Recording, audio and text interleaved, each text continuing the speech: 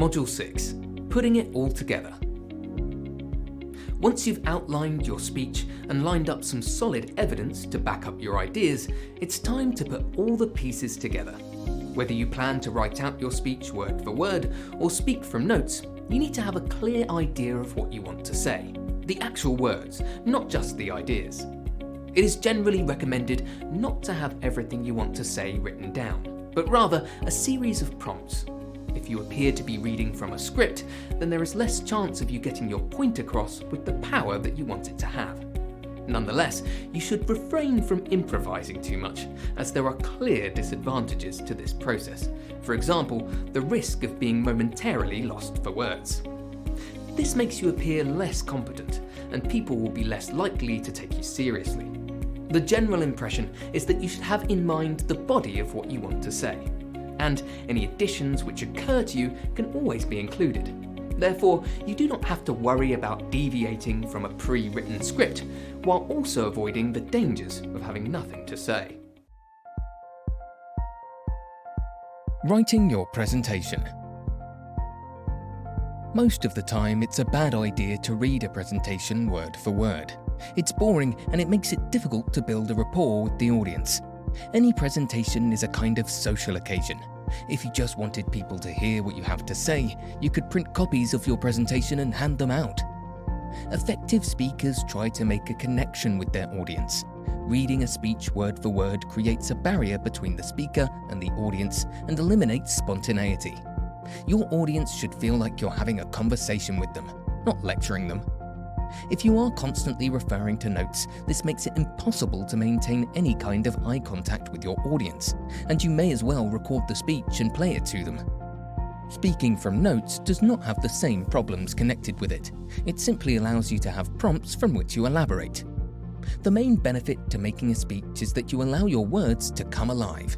Some of the most impressive speeches are made by speakers who have minimal notes and have thought long and hard about what they want to say and how they want to say it. This allows them to maintain a rapport with their audience and gives the words more resonance. Also, if you are reading from a full speech, this makes it more difficult to respond to questions which may arise in the course of your presentation. Allowing your brain to do most of the work sharpens your reaction times and gives you greater credibility. If you wish to write out any part of your speech or memorize it word for word, the best thing to do is write down what you will say in the first 2 or 3 minutes of the speech. From here, you can usually gain the confidence that you require to give the rest of your speech more freely. By this point, you will have gained the confidence of your audience, who will be happy to hear what you have to say. And you will be warmed up, making the rest of the speech far more coherent and convincing. Adding a plan B. It is almost inevitable that at some point you will encounter unexpected problems in giving presentations. How you handle these problems will determine whether your presentation is a success or not. Some people get very flustered when something goes wrong. They may become irritated or angry. The audience picks up on this emotion and starts to form a negative impression of the speaker. Skillful speakers treat unexpected problems humorously. If their projector doesn't work or they trip over a cord, they make a joke out of it. This puts everyone at ease and starts to build a rapport with the audience. This is one element which separates comfortable public speakers from speakers who are less professional. The importance of having a plan B is recognized by everyone who has a plan A. The thing that many people forget about plans is that they are not always going to be carried out in the conditions for which they were planned. Things can go wrong without notice. Even if you have planned out every seemingly foreseeable eventuality, there is always a danger that, for example, the power will go off in the middle of the presentation. How you react to these problems is almost as important as the quality of your speech. Good public speakers will always be ready for the possibility of unforeseen problems. This does not mean that, should you spill something over your notes or have a momentary lapse of memory, you should launch into a stand-up comedy routine. It is much better to simply go into the speech you have planned with the awareness that you may need to fill space. One way in which people do this is to make light of the problem, and, if you can think of a way to do so, make the unexpected problem into part of your plan B. For example, and this is a very specific example, If the power should cut out during a speech on the importance of energy efficiency, you can turn this into a jumping off point by saying, "And this is a very good example of the importance of what I'm talking about. Thank you very much for that illustration." Of course, sometimes the fates will throw problems at you that are not so easily turned into jokes, but thinking on your feet will win you points.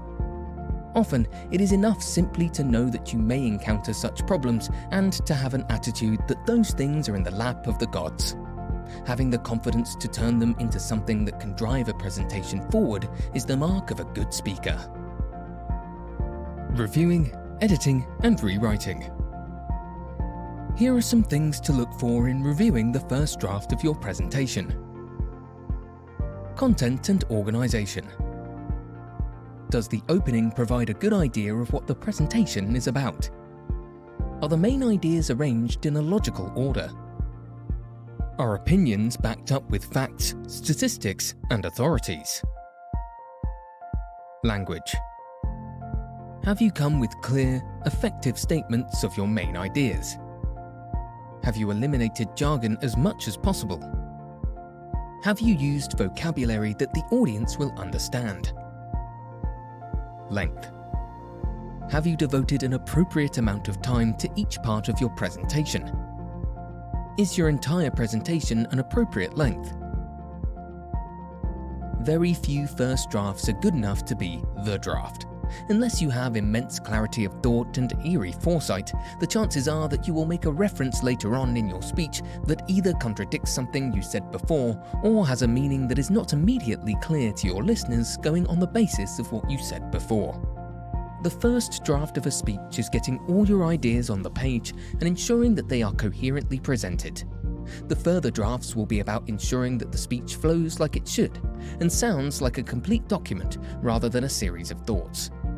Writing a speech that takes all of the important factors into account first time is not impossible, but does take an inordinate period of time, and the final document can often sound like pages of research. Getting the balance right between informative content and something that will hold the attention of your audience generally requires you to revisit the speech after you've written it. You could sit to write with a reference book in front of you, checking every fact, figure, and quote before you commit it to paper. However, this approach almost always leads to a speech that has very little life in it. The best bet is to write a draft of the speech that sounds like something you would say. The latter drafts of it will then take into account the details that you have checked, and any amendments you have made as a result of the read-through. It may be that in the original draft you have given more time to one section than you have to another equally important section. By adding and subtracting elements, you will have a speech that sounds coherent and impressive. By sitting and working on a first draft that takes everything into account and has all of the important facts and figures checked, you will have a speech that sounds like a research document.